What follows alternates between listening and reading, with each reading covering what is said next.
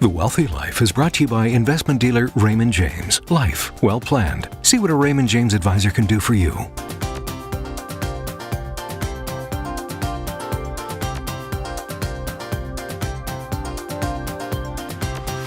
With us today is Shamez Kassam, financial advisor and author of Your Money's Worth, the essential guide to financial advice for Canadians. Shamez, welcome to the show. I'm so pleased to be here. Thanks for having me. Well, this book feels like it's got some substance to it. It's heavy. Yes, it does. It's been about a 2.5-year project or so, and it just came out this March, and so I'm really excited about that. Fantastic. Now, what inspired you to write this? Well, I've been quite fortunate just to have a broad range of experience in the financial industry, and so I spent the first part of my career working with some of the largest institutional investors across North America, and then I've been working with individual investors since about 2009, and it was really when I started to work with those individual investors that I noticed two things. Yeah. One was that our industry is so confusing, unfortunately, from the consumer's perspective when it comes to big words. Yeah, we do. Yeah. Sometimes too much and above people's head. Yeah, there's that, and also when it comes to trying to find an advisor, there are so many different types of advisors with different letters behind their names, different qualifications, and in my book I refer to that as advisor alphabet soup, in fact, right? Okay. And yeah, so what does that all that mean? CFP, right, exactly. CFA, CIM, FCSI, I mean there's a million of them. Yeah. And so I spend the first part of the book just giving an overview to the consumer just about the financial advice industry in Canada. What types of platforms are available? What kinds of things should you ask when you're interviewing an advisor to find one, and that kind of thing, right? So really you're setting the stage at the beginning so people understand that not all financial advisors are created equal. That's exactly right. And you provide some questions that people can ask so that they find the right fit for them. Right, exactly. Now, yeah. I know that financial literacy in Canada is not anywhere near where we would like it to be or where it should be, and investors often make mistakes. Yeah. What are some of the biases you think people have when it comes to investing?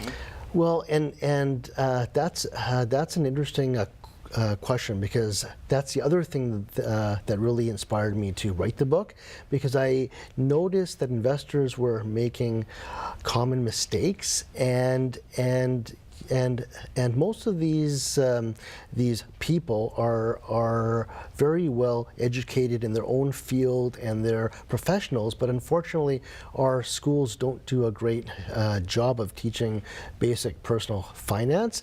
And it's so either that or maybe the kids just aren't paying attention, because I've got a teenage boy. Yeah. So he's at school, he's learning a little bit here and there, but I almost feel like the school system expects the parents to teach a bit more, and the parents expect the kids to teach a bit more, and at the end of the day, the blind is leading the blind, I feel. That's where it ends up usually, and so some of those common mistakes I find, so things like, for example, taking too much risk, for example, not being diversified enough, and then in terms of biases, you know, there's one bias I think that is really important, and that's called recency bias. So short-term memories and short-term experiences are often more powerful than long-term experiences and long-term memories. And so, for example, right, when the market is doing well, on the upside, you know, most people get too aggressive and they get greedy. It's only natural, right? Yep. And they and then oftentimes they will buy near the top, and then conversely, when markets are not doing well, you know, and they see their portfolio values drop every day, then then at some point they will panic, right? And so these are some of That's And that's a one common example. one. Yeah, it is. But you see it all the time. So what can people do about it? How do they avoid making that mistake that people seem to make time and time again? Well, I think there's 3 things that investors need to do, right? One is educate, educate, educate. And that's actually 3 things in one, I guess. But, nobody cares about your money as much as you do. Yeah. So take the time to just educate yourself, right? Understand the basics. That's what my book's all about. And then the next thing, from an investment perspective, is make sure you know what your own financial goals and objectives are, and what your personal risk tolerance is, right? Oftentimes people compare their investment returns to this benchmark or that benchmark. Or their neighbor. Right, exactly. And their neighbor only tells them about all the things they made money on. They never tell about the losers. Right? But what's most important is what amount of risk do you need to take to achieve your goals and objectives, and just know what that is, and then have a plan that is based on that from an investment perspective, and a plan you can stick with. Now, it sounds so easy, and we hear this time and time again, and it's a recurring theme even throughout this show, yet people still aren't listening. And I don't know if it's because they find finance harder to execute on than it sounds, but it's not. It's have a plan and stick to it.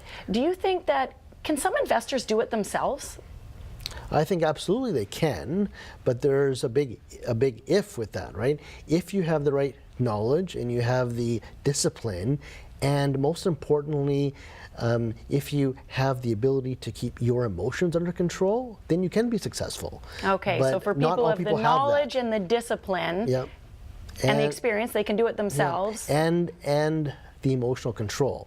Yeah. I will say though that a lot of the value add from an advisor is it's in other areas as well. So in the book, I refer to a concept of making sure that all the rooms in your financial house are in order, right? I like that. The investments is one room, but then there's also insurance, right? Do you have enough insurance? Do you have an estate plan? Do you have a retirement plan?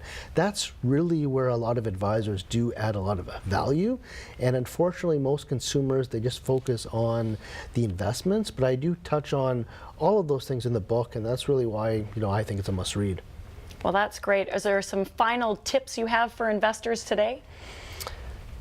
Just going back to what I said earlier, is just know your risk tolerance, and then have a plan that you can stick with in good times and bad.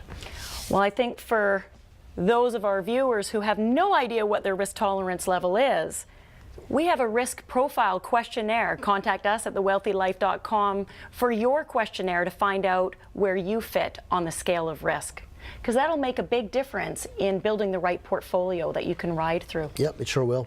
Shamez, thank you for being on the show today. Thank you. It's been my pleasure. When we return, how to help your grandkids get a leg up financially.